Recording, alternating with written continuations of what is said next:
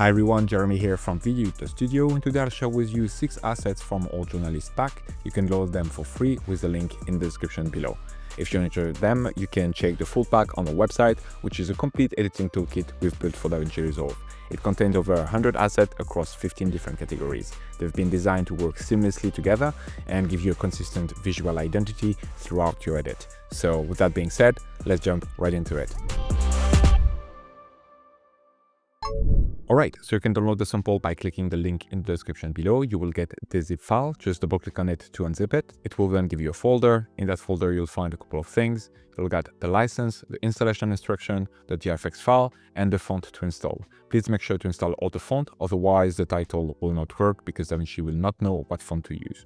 To install them, just select all of them and double click on them to start the installation process, or right click and select install if you're on Windows.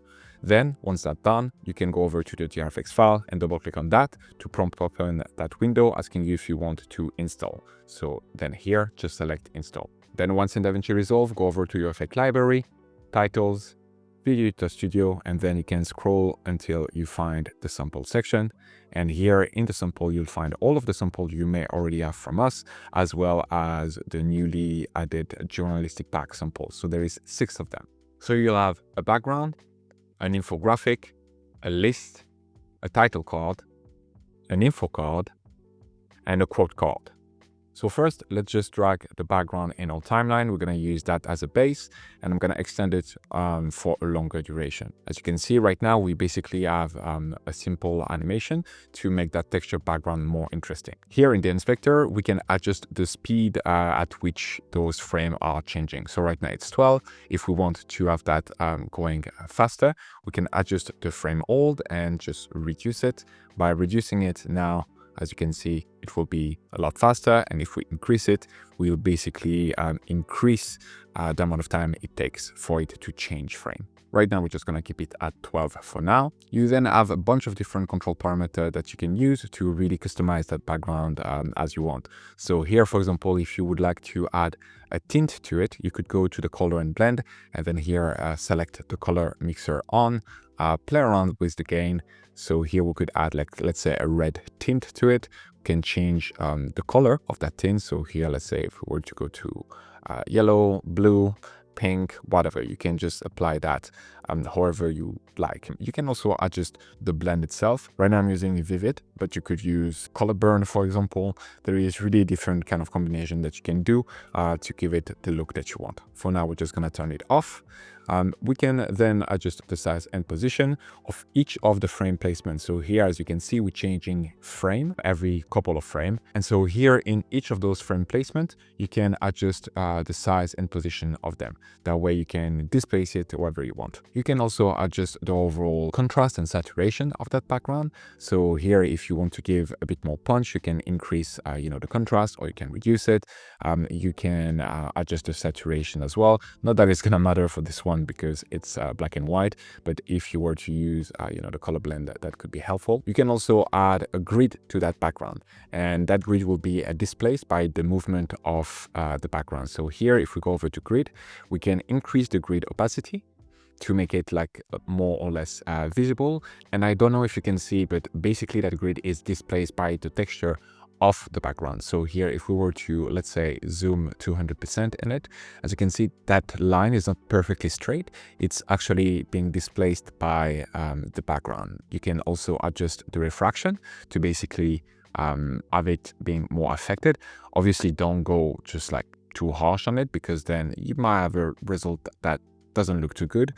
Just depend, what you're going for.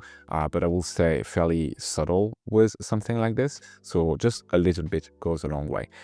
You can make adjustments to the size of that grid. So if you want to have like, a small square or bigger one, you can do that right here. You can also adjust the overall angles. You can play around with the position as well. So it's really up to you to customize that to make it fit the look that you're going for. Additionally, you can also modify the lines. So here you have a few options. You can have a fill line, dash line, and detailed. So again, that can allow you to just perfect your look. You can also change the color of those lines. So here it's white, but let's say if we want to have something that is a bit more subtle, we can go towards gray, or you could just add a color here by selecting red, for example. And then finally, to adjust the look of that background, you can add a dim or vignette. So here, the global dim will basically add some sort of veil right above the background. So you can use it to darken your background. You can also use a vignette to bring the focus of your viewer towards the center of the frame.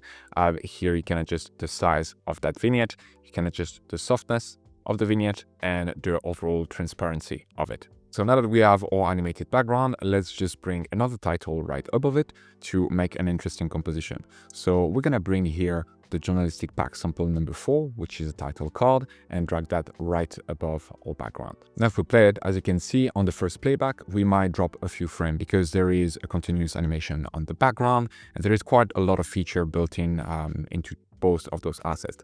So to make sure to get real-time playback, what we can do is go over to Playback, then here run the cache and select Smart instead of None.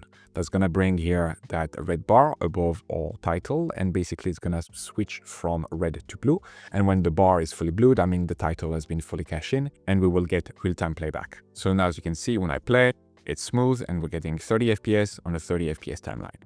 Now, if we take a look in the inspector, we get a bunch of parameters that we can adjust. First off, you have the animation in and animation out control. Right now, by default, the animation is 1.5 seconds, but we can decide to have that being slower or faster. So here, if we wanted to take more time to come into frame, we can select 3 instead.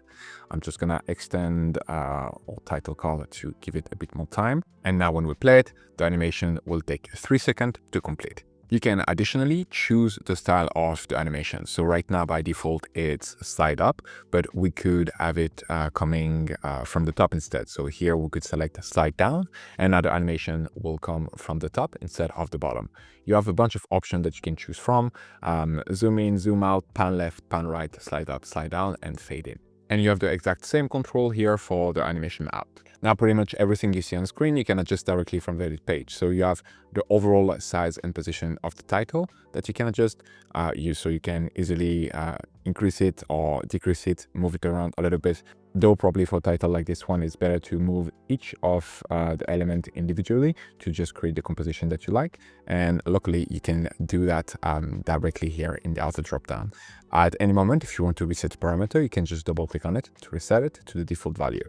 Now you also have control over the 2 text and the circle. So if we start here with the text, you can obviously change the text right here. So for example, how to edit. We can change the color to whatever we like. We can change the size, position, tracking, and we can also make a lot of deeper customization with that select your style feature right here. So there is a bunch of pre-built options. So here, for example, if we go over to select your style number 3, we have a text box that we can have. So now automatically we'll have a text box right behind our text, and that box will adapt to our text. So here we could, for example, do that and pick, let's say yellow, and then change the text to white.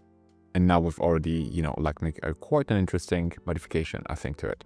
You have a bunch of different additional elements that you can shuffle through. Here we have also a text outline. We have the text box that I just showed you.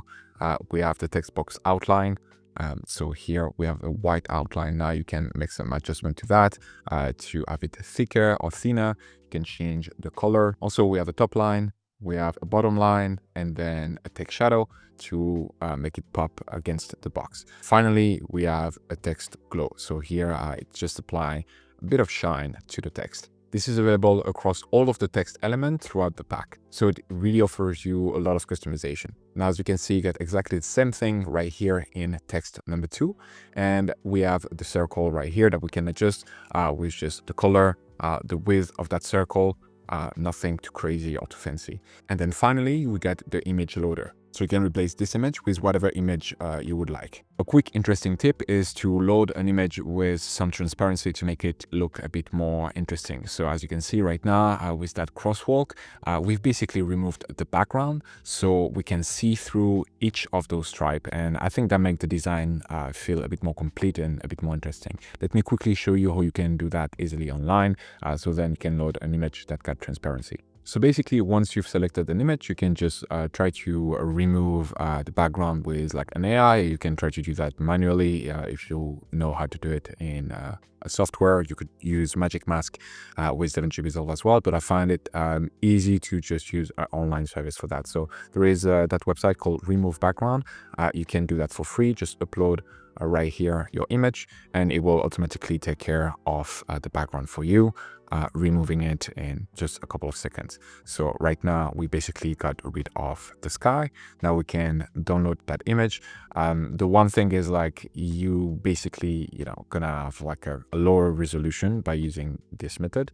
But basically that's just to show you quickly how you could do that. Additionally, if you're on Mac, the easiest and fastest way by far to do it is directly in your Finder. You will have a feature called Remove Background. You can just click that and automatically it should take care of that.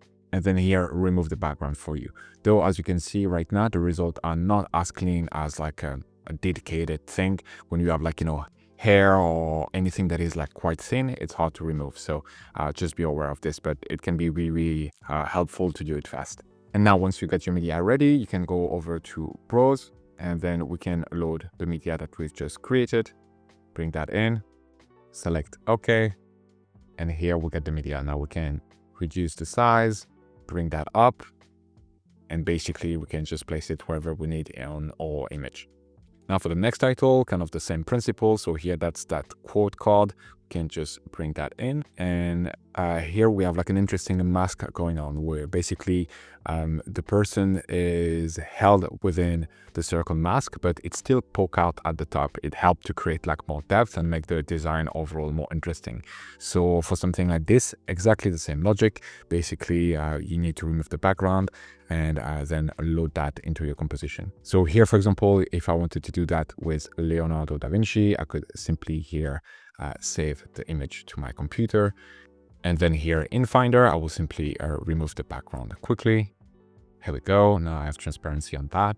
I can go back to my loader, browse, and then here I can drag that right there. Now we can adjust the size and the placement to make it fit the composition perfectly. So here I'm going to increase the size a tiny bit more and drag it to the side. Here we go. As usual, same thing as the previous title, you have control over the animation in and animation out, as well as overall size and position, and each individual element. So here for the icon, you can load whatever icon you want by doing exactly the same thing. You could use a website like SVG Repo to source a free icon and use those instead if you don't like the one that we've used. So here, for example, you could take this one, then here select PNG. We can then again download the PNG file right here. And now if we go back to Davinci Resolve in icon, I'm gonna browse, bring that new icon in, and now we've basically replaced that icon for something that look a bit different and got like more rounded edges. We can then obviously change the color of this icon. So here, if we want to go towards the yellow again, we can do that. And you can change the quote itself with all of the parameters that we just saw in the previous title, and same thing here for the author. Then the journalist pack sample number 5 share exactly the same kind of ability. So we have, a simple loader image within a mask, we have a header and then a second text. However, this one got quite an interesting feature, which is that constant animation. So here, as you can see, as the title is playing throughout the entirety of the title, we got some movement on the edge of the box, which helped to, again, draw the attention towards the title itself. You have all of the usual control again, but here in rectangle, you can also adjust the intensity of that animation. So we have the same principle as the background with the frame hold, because it uses basically the same method to animate that box, and you can adjust the edges of that animation. So here, if you play around with the X refraction and the Y refraction, as you can see, you're gonna get a different way to deform that text box. So you can play around with those. right here. Obviously don't go too far because otherwise you're gonna get a weird look. And same thing here with the scale. You can just play around with that to get basically smoother edges or something that looks a bit more rough. So just to give you an idea of how far you could go here, I'm just gonna push everything to the max. And here is the kind of like extremity you could go towards. So if that's the kind of look that you're into, you could do something like that, for example. Now, sample number 2 is an infographic. So I'm just going to drag that in my timeline, stretch it. And as you can see, we have a donut type chart, basically here going from 0 to 100%, and you can display 4 different values in it. But if you don't want to have full value, you can easily swap here the value to have only 2, 3, or the 4 values. You can adjust the length of each of those values and basically all of the text that is visible on screen. Now, let me quickly show you to have an accurate representation of the percentages. So basically here, let's say for online video, we want to display 20%. So I would go to text callout number 2. Then here we're going to write 20%. And then to display that, I'm going to go to the control that is adjusting the length, and we're going to enter 20%. But now, instead of applying 30%, we need to take into account the first 20% of the composition. So instead of writing 30, we're going to write 50. So that's 20 plus 30.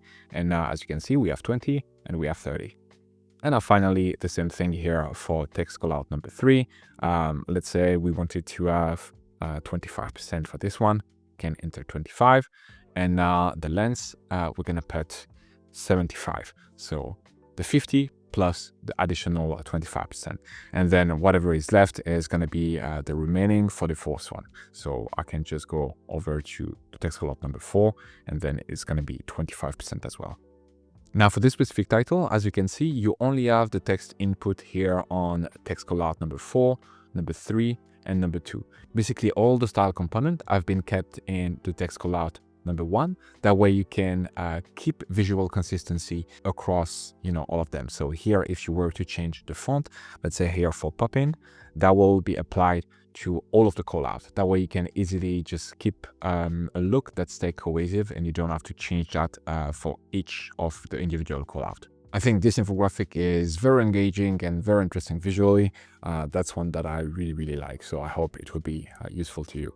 And then finally, the last one is a list title. So you can take it and drag it here in your timeline, stretch it to whatever length you want. And here, similar kind of principle. So you can choose the amount of points that are displayed on screen. Right now, by default, it's 5, but let's say you could select only 3. And then you could adjust the point spacing to basically make it fit your frame evenly. So here now we have 3 and everything is spaced out properly. You can adjust the animation intensity. And we have another feature here on the animation side, which is all at once or individually. So if I were to reset everything right now, and I wanted, let's say, to have only my first 3 points to appear, and then having point number 4 and point number 5 appearing one by one after this. Well, what you could do is here simply making a cut. On my first title right here, I'm just going to make sure to have it set as all at once, and then the animation out as none. And then on the second title that I've just cut, we can change the point count to 4, switch that to individually, which means that now all of the other points are not gonna be animated and only point 4 gonna be animated. So we could use that to have first everything coming into frame, and then where we made our cut, we'll have the animation. Oh yeah, just one quick thing. Make sure here in animation in for your second title that you are selecting none. That way you'll have no animation at all, and there will be only the point coming up. So here we go. Now if we play it again, here we go, everything is working properly. Other than this specific feature, everything else is working exactly the same way. You can adjust all of the text header, and then same here with the text. Basically, whenever you're making a change in style, that will be applied to all of the other bullet points. That way you can keep a look that stays consistent. And that's pretty much it. Hope this video was helpful. Again, if you enjoyed those assets and you want to check out the full pack on our website, it contains over 100 different assets across 15 different categories. So I hope you will enjoy them. Let me know in a comment what kind of video you'd like to see next, and I'll see you in the next one. If you need motion graphic assets for Davinci Resolve, we have over 50 carefully crafted packs available on our website, including transitions, effects, and titles built specifically for Davinci Resolve. You can get started now, completely free, by downloading our starter pack that contains over 300 assets. Get it with the link in the description below or directly on the website at videoeditorstudio.com.